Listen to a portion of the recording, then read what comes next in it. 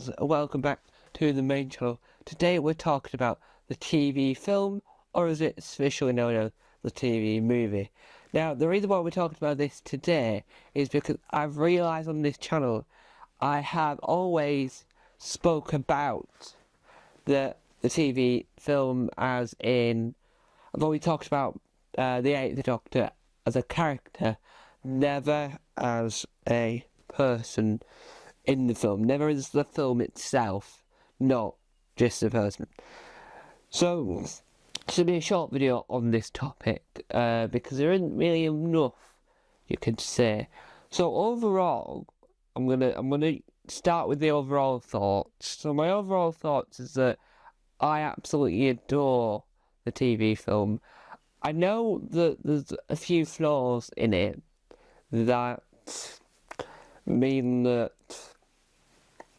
something that we've had to pretend aren't canon are actually canon if you're taking canon seriously and not choosing your own canon, which you're allowed to do. There's some things that are definitely canon you can't shift with, but because of Big Finish you can shift with a few bits of canon.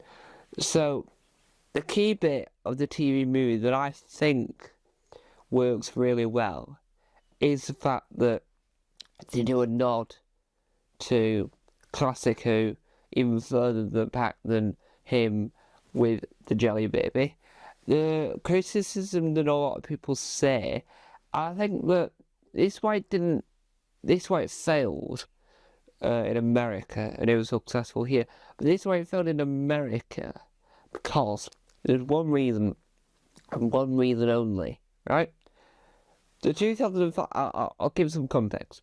The 2005 revival worked because we didn't see Paul McGann regenerate into Christopher Eccleston. Christopher Eccleston began, and we went from there. Obviously, later on, because of the success of New Who, of the fact that we wanted to bring back Doctor Who, we wanted to explain more of it for the 50th, then we made it clear what happened there for the time what it was. So, I think that with the TV film movie, the thing that let it down because it was trying to broaden itself to America. It was trying to spawn an American spin-off. I know that I love Sylvester McCoy. I know he's amazing in whatever he does, but he didn't need to be there. If he wasn't in it and it just started with Paul McGann, it could have started with Paul McGann waking up in a hospital bed, right? Just regenerated. That could happen. That could have happened.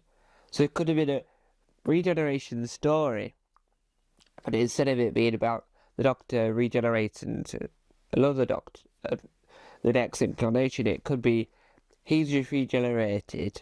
So the TARDIS is going all over the shop. The Master's been let out. So keep the story as it is.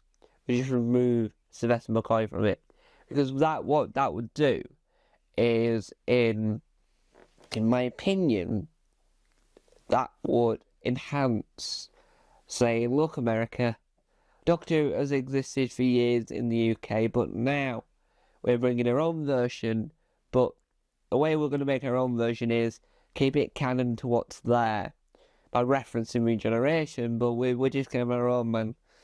And because Paul McGann is amazing at his job, I can't say Paul McGann can't do his job.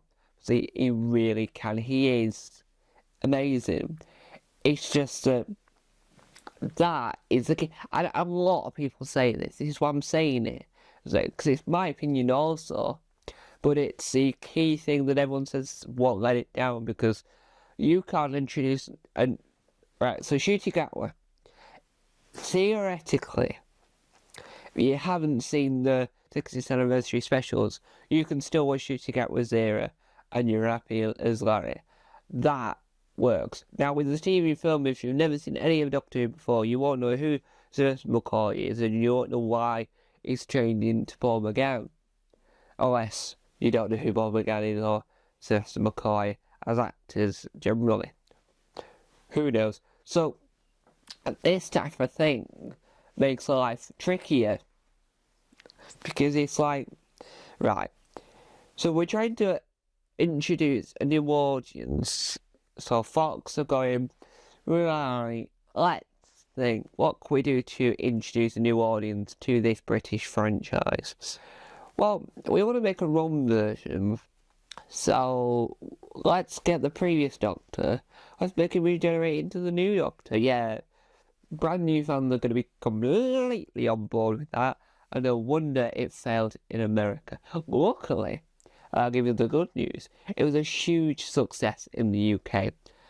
So if it was the BBC's choice to renew it, to do anything with it, if their choice, then we would still be in action and we would have a completely different future now. But because it wasn't the BBC's choice, it was Fox's, it meant that all of it, we relied on how many views, ratings and all of that for America, because it was up to America to decide whether or not they're going to renew it or they were just going to just leave it as it was. So they decided to leave it as it was. I think that the documentary that was made about the TV film, as in mainly about American fans, but about starring the man that wrote the American, the TV movie / film, is incredible as well. I am going to review that in the near future. I just might need to rewatch it to try and try and see which elements that I think didn't work, because I know what worked, I know what I realised, but I just need to find the balance, because I like the idea of, in a review where I've got mixed feelings, I like to be balanced about my mixed feelings. So, there you have it. I personally, my thoughts are, it's very good, it's well worth watching.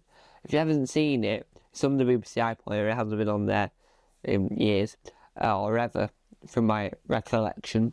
And it's also on ITVX, if you have ITVX, and if you're internationally, it is available on DVD and VHS, but it's also available on BritBox. If your country has BritBox, have a look on there. So, there you have it then, guys, watching Time on Tours. Bye! I'm trying to do a technique where I fade from where I'm sat.